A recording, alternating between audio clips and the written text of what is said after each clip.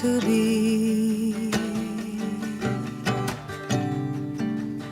I was 10 years old when I grew up,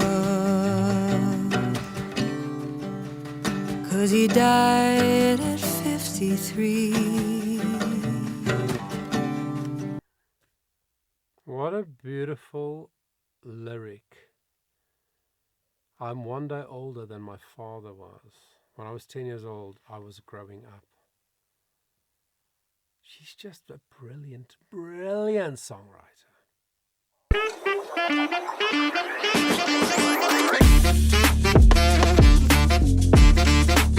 Yes! I love him so much.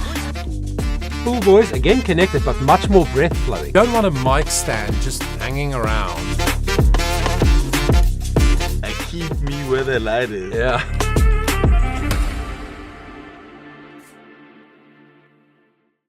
What's up, everybody? Welcome to the channel.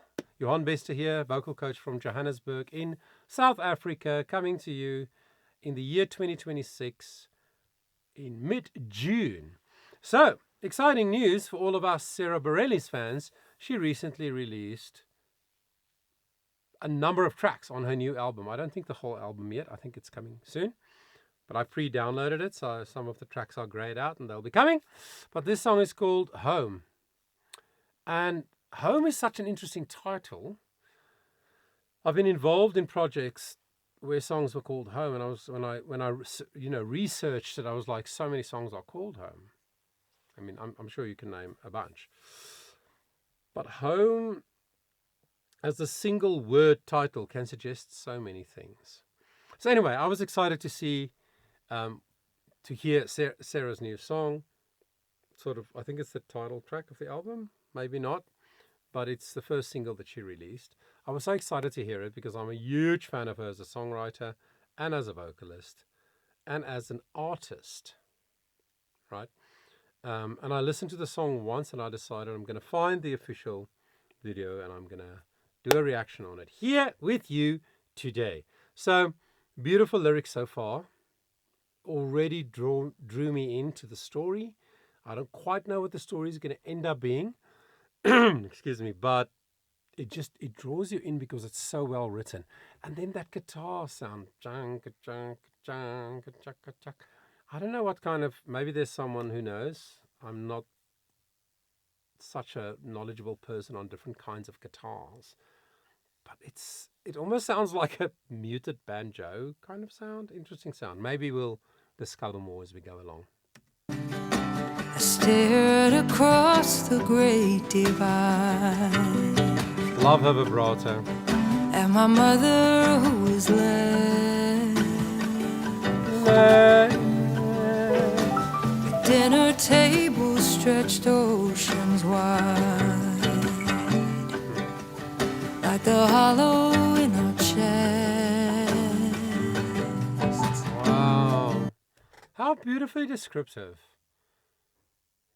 She's now alone. Dad's no longer there. Dinner table that seems like it's oceans apart, like the hollow in her chest, in our chests, because Dad's no longer there. What a beautiful lyric. Did you hear what the piano was doing? It just sort of, like, it seems random. Of course it's not. But it seems almost like an improvised little piano part that wasn't like part of the rhythmic or melodic setup in the song. So interesting. I love that. That's why I love artists like her and the kind of work that they produce. It's just, there's so much interest in the track. Excuse me. So much, it creates so much interest for me as a listener. Lyrically, melodically, what she does with her voice, the instrumentation in the track. Oh, I just love it. I never asked hard questions. I thought they'd cause more pain. That's so relatable, don't you think? I hadn't yet learned life's holiest lesson, that what is broken cannot heal until it's known and loved by name. So tell me your story.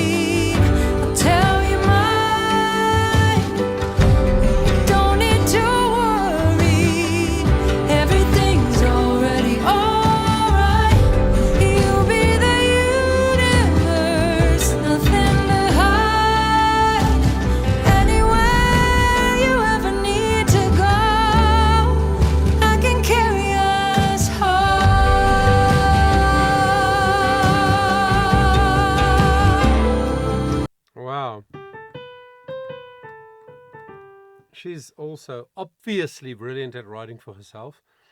If you're a fan of hers, you will know about the musical Waitress, sort of autobiographical musical, with that incredible song. She's imperfect, but she's got tries. She is good, but she lies. One of my favorite songs out of any modern day musical. So she's so good at writing for her own voice. She, at this stage in her career especially, she knows who she is. She knows what her skill set is. She knows exactly what she can do with her voice. So this is in G.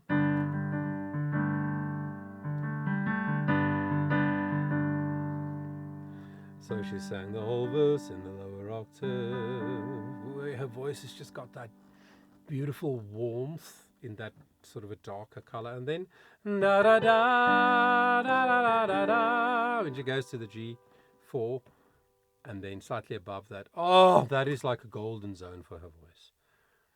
And she can do whatever she chooses creatively with her voice. She has mastered her instrument. She knows exactly what to do. So beautiful. Love this chorus. There was a part in the pre-chorus lyrically that was so incredible. Hopefully it'll come again. I didn't want to pause there.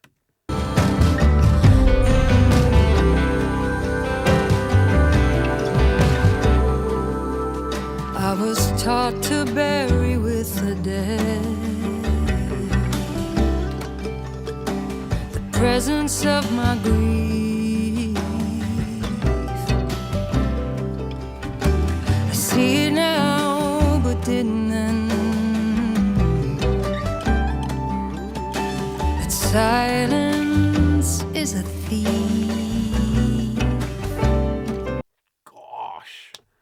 Did you hear that? Didn't they? I mean, that's on her pitch. For me to be, didn't then? It's so low. D3.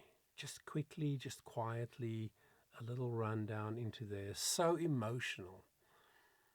If you sing well, then you choose the right things to do with your voice and with your setup here that creates the ultimate sound that people hear. You know exactly what to do to convey the emotion in exactly the way you want to. And then these last lyrics, what was it? Silence is a thief. Silence is a thief. So she puts more breath on the of thief. And then she brightens her vowel slightly. And then it just thief, like you feel it more. Oh my gosh. And silence is a thief, by the way. So far, I agree with what the song is saying about life. Tell somebody what you're dealing with. Tell somebody about your pain. Tell somebody about your struggles. Find somebody who loves you enough, my tenses, to tell you the truth, but with whom you feel safe. Because silence is a thief. Absolute brilliant lyric. Oh my gosh. It made strangers out of friends,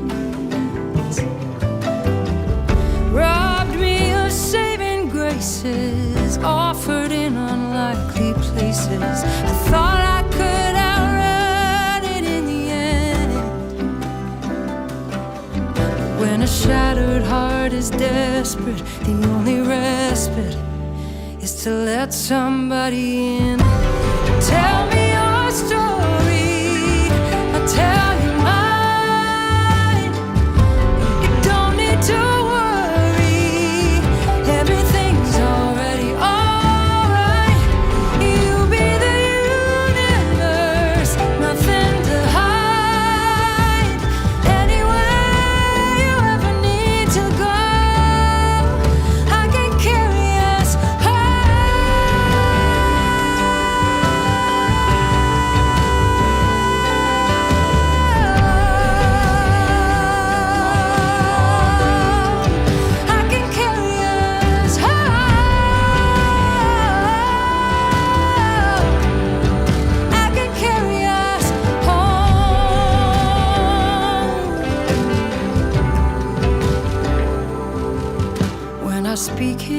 name, my voice gives out.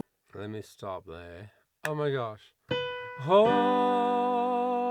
she sang that beat for so long. And it was almost slightly overpitched or almost a semitone, but not quite. So I'm not sure whether she was intending to sing home or just home, but really high in the pitch. Anyway, then it settled, but it was straight. There was no vibrato. Then the vibrato came, and she changed the color of it during that long note. So good. Gosh, and then home. That D5. No problem. It doesn't seem like a spectacular vocal. You know, it's not redonkulously high or whatever, but for me, it is a spectacular vocal performance because everything is under control. Everything comes out and is expressed exactly how she wants it. And it makes me feel it. That's the most important thing. It makes you and me as the listener feel what the song is trying to communicate. Gosh. Just going to go back to the end of the chorus. 10 seconds.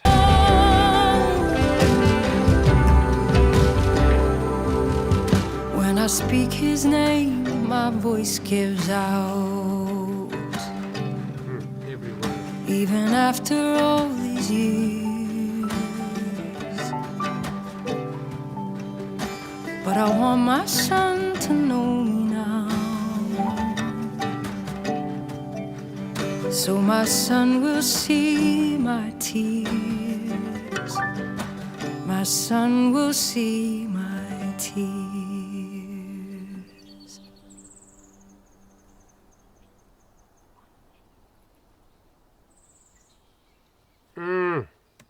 Okay.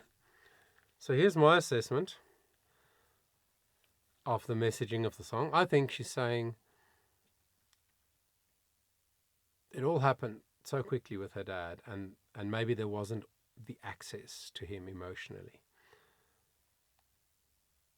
Like, it seems like she never saw her father's tears. She didn't know what went wrong. Maybe she didn't know that he struggled. Maybe silence was a thief in his life, and that's why they lost him. And now she says, I want my son to see my tears. That is so beautiful. Gosh.